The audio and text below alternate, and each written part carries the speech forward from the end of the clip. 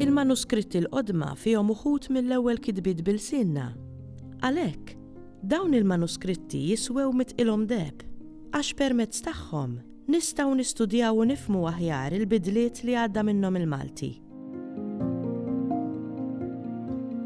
L-ewwel manuskritti li fihom xi kelma bil-Malti, xi kelma jew tnejn, huma l-atti notarili, id-dokumenti tan-notara medjevali.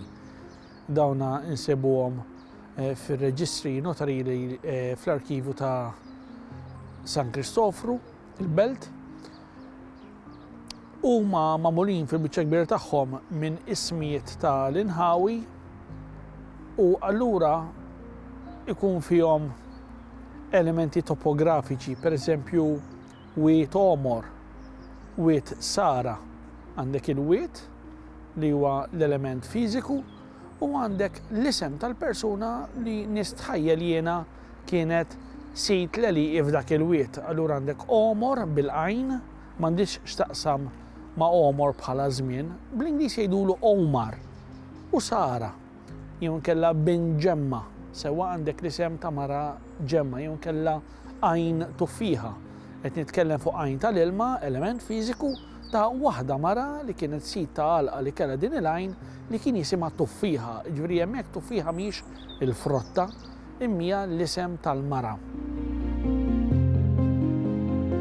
L-awturi kienu il-bdiewa li kienu isemmu lin-notar fejn għandhom l-eliqi u n-notar jirreġistra l-isem tal-post.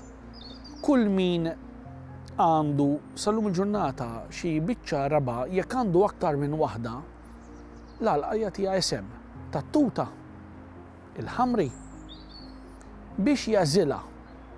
Jekk jiena l-għalqa nsejħilha tat-tuta, jew għax għandi tuta, jew għax jiena biss għandi tuta hemmhekk. Għaliex li kieku l-eliqi ta' madwara kollha fihom it-tut ma jagħmilx sens li l-għalqa nsemmija tat-tuta. Mela daw kienu jkunu laqmijiet, ismijiet ta' eliqi bil-Malti. Daw l-ismijiet ġabruhom żewġ storiċi, Gottfried Wettinger, li ħallina ftit snin ilu, u anki l-professur Stanley Fiorini. Mis-seklu 18 nibdew niltaqgħu ma' predikaturi li iħallulna xi priedka bl-irsin Malti. Dawn il-priedki insibuhom fl-arkivji parrokjali imma anki fl-arkivju tal-Università.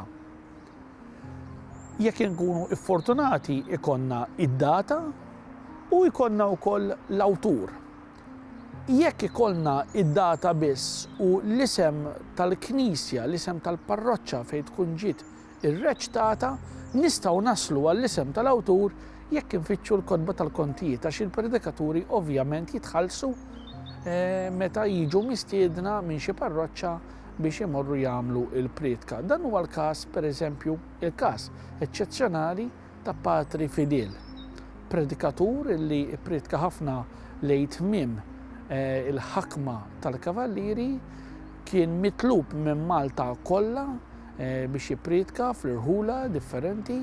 Narfu l-kalligrafija tiegħu illum, kien bniedem li kien joqgħod attent għall-ortografija li kien juża u bis-saħħa tiegħu nafu xi ħsejjes kienu għadhom jużaw, kienu għadhom ilissnu ċerti Maltin u meta dawn il-priedki kienu anonimi aħna morru fuq il-kotba tal-kontijiet u naraw Padre Fedele Cappuccino della Valletta u jkollna il-konferma illi huwa l-awtur tagħha. Għandna bosta priedki uħud minnhom fihom elementi letterari għaliex il-predikaturi kienu bħalma għadhom jgħidu storja minn fuq il-pulptu biex ifhemu lill-udjenza dak li jixtiequ.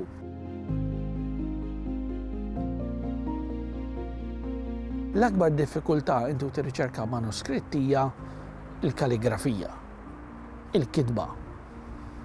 Kulħadd jikteb b'mod differenti.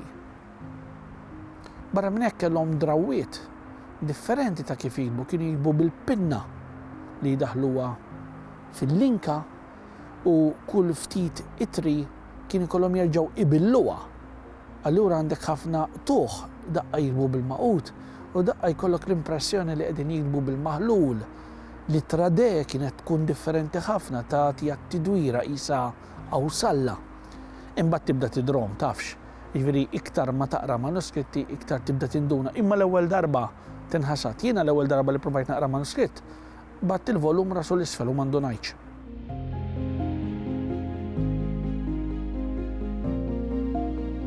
Fost l-arkivji li interessawna ħafna lilna li nħobbu nistudjaw il-Malti, nistgħu nsemmu l-arkivju tan-Notara tas-Seta San Kristofru l-Belt, l-arkivju tal-Inkwiżizzjoni li huwa parti mill-arkivju tal-Katedral ta' Limdina u l-arkivju tal-Biblioteka Nazzjonali l-Belt.